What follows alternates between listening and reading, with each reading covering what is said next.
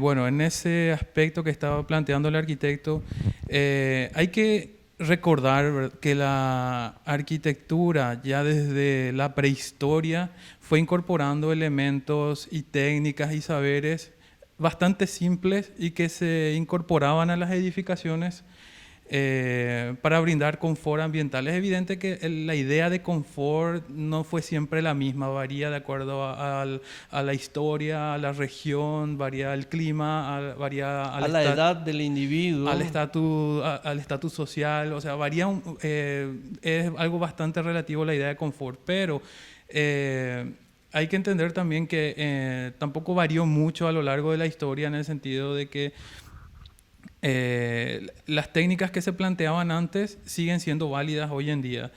Utilizar, por ejemplo, los muros gruesos, los techos altos, como estaba hablando hace rato. Los materiales naturales, los techos de paja. Sí, el adobe, las adobe. galerías, los ejemplos que tenemos en Paraguay, por ejemplo, la culata Yobaya. Hay montones de ejemplos que se aplicaron a través de la historia, no solo en Paraguay, sino en diferentes regiones, en diferentes países, diferentes climas, fríos, cálidos, tropicales, desérticos.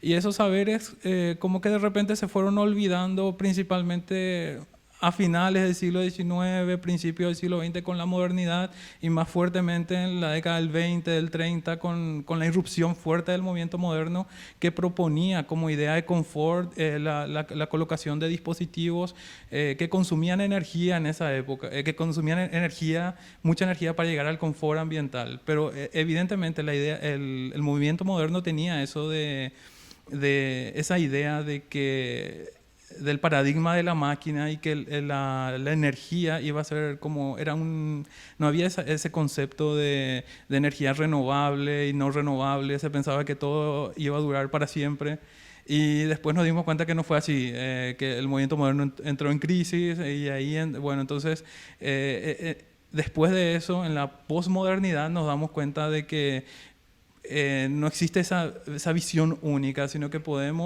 existen una pluralidad de ideas, que los saberes de los pueblos tradicionales también cuentan, y entonces ahí empieza ese redescubrimiento más consciente, por así decir, de lo que es la arquitectura bioclimática, que durante siglos se manejó, pero que no estaba así como una idea de arquitectura bioclimática. Ese concepto es un concepto nuevo, y entonces implica traer esos saberes y adaptarlos a nuestra vida contemporánea de la forma más eficiente posible. Y eso es mi punto de vista en ese aspecto. Henry, si me permitís, solamente para abonar un poquito lo que dice Marcelo. Claro, siempre una de las razones fundamentales para construir fue generar condiciones microclimáticas interiores diferentes al clima exterior. Si hubiésemos estado confortables en este momento en el medio del patio haciendo esto, y si no hubiésemos tenido ningún problema, bueno, ¿para qué queremos este salón, verdad? Hubiésemos estado en el patio. Evidentemente en el patio no podemos hacer esto. Entonces fuimos, a lo largo de la historia de la humanidad, fuimos construyendo con la idea de ir generando condiciones diferentes, apropiadas, mayor silencio, una cierta iluminación, una cierta temperatura, en fin, una serie de factores que hacen de que acá estemos en condiciones diferentes a las externas. Así fue durante muchísimo tiempo, hasta que con el movimiento moderno, como dice muy bien Marcelo, se corta eso. Y se le da fines del siglo XIX, aparece una gran confianza en la tecnología. La tecnología resuelve todos los problemas de la humanidad. Y si hay algún exceso, bueno, más tecnología va a corregir ese exceso, y ahí vamos a tener la solución perfecta.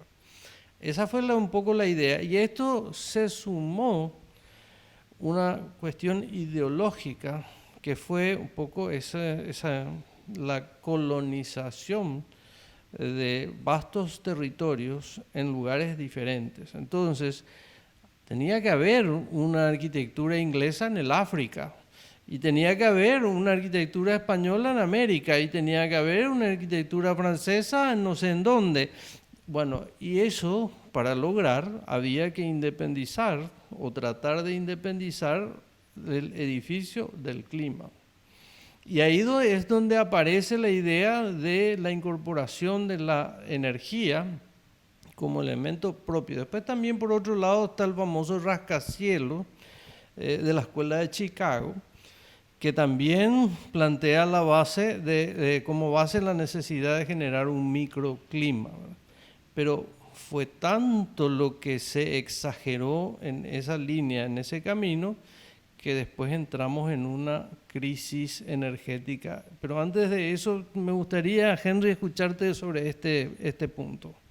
Sí, simplemente me parece que ahora estamos hablando de Paraguay y estamos construyendo de la manera opuesta a lo que se tendría que construir. El techo... Estamos haciendo a la manera de Zaha Hadid o cualquiera de los grandes encantadores de serpientes que andan dando vuelta por ahí. Exacto, no, una casa normal no tiene un techo que considera que por arriba nos viene el calor, entonces tenemos techos que por debajo del techo del tejuelón estamos teniendo 45 grados cuando afuera tenemos 35 grados de temperatura bajo sombra. Tenemos paredes que no dejan pasar el calor, no aíslan para nada. No consideramos la ventilación cruzada, no consideramos el entorno, no consideramos el apoyo de la vegetación, la orientación, no consideramos más nada. Porque, como bien dijiste, nos apoyamos teóricamente sobre tecnología y punto. La tecnología está muy bien cuando te hace adelantar, pero eso hizo retroceder y es un callejón sin salida de ir gastando de una energía de balde, como se dice, en vano. Entonces, sí. Y a nivel edificio,